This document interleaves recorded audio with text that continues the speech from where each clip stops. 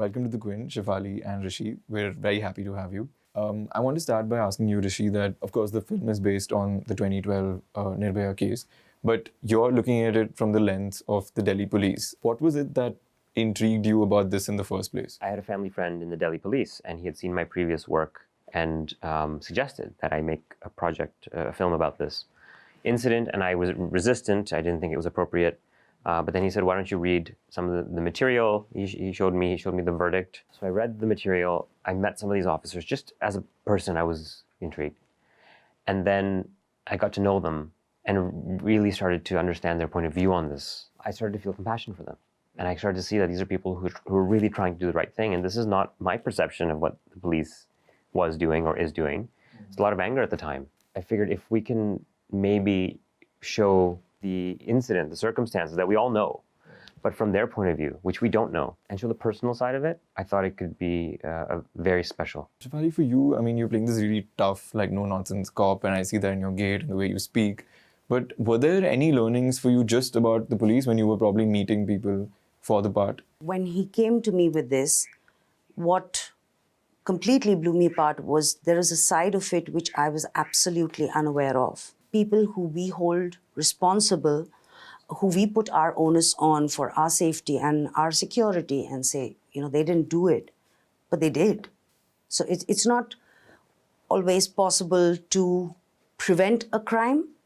It's a vast population, there's a limited amount of force, but at least they can get the guys and nab the guys who did it, so it can probably not occur again. You met the DCP? Absolutely. You did? I had the honor of meeting her and interacting with her, and she is incredible. But it's also interesting because you'd never really know what it was like then, right? Because you're not really seeing her in the thick of things now. So how did you, work around that? He'd put in years and years of research. There was a blueprint ready for me to walk on. The facts, the way it happened, the span of those 5 days when the case was cracked in 5 days flat. And like you very correctly said, I wasn't there.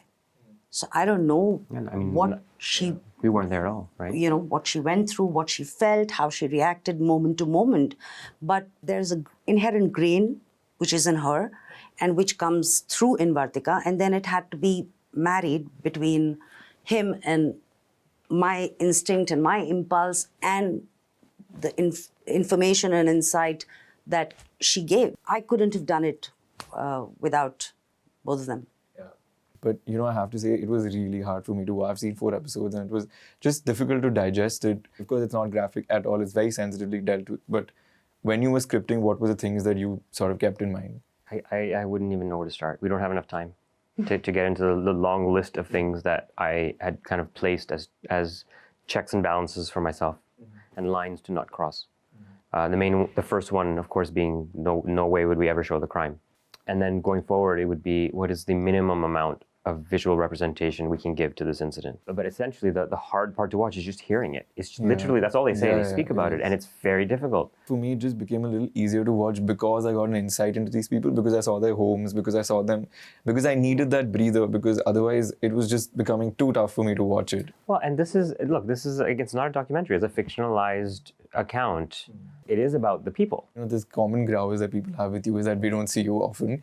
And you've said that there's just not enough that motivates you. But do you think that with a platform like this now, you probably say don't have to do a film that you don't believe in, and you have that, there's just that much more choice?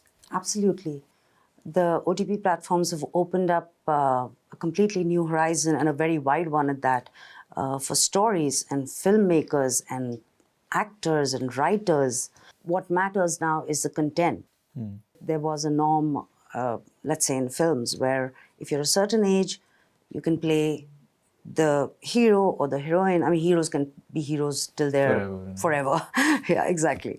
But here, the stories are of real people. They're characters. Every character is important. It's not restrictive. It's fantastic. Directors in India have been complaining forever and ever about censorship, and now there's this platform that allows you that.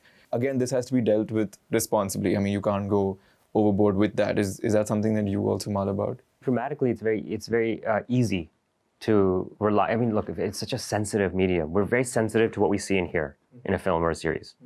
So it's a very easy thing to exploit as a medium. And so I think it's very easy to elicit drama out of graphic violent depictions. And that's not what I'm in this for. I'm in this for for not just trying to do the right thing, but also trying to mine the drama which is worth being mined, which is in characters' thoughts, emotions, and actions. When you're talking about an incident that actually happened, about real people, it's imperative that there is sensitivity, there is responsibility, and there is respect and precision. You can't overstep that. You can't hurt people because everyone was hurt enough. So you have to maintain that respect. I think I'm really looking forward to finishing the series. I hope it gets a little easier. It will. It will. Absolutely will. Yeah, as you go.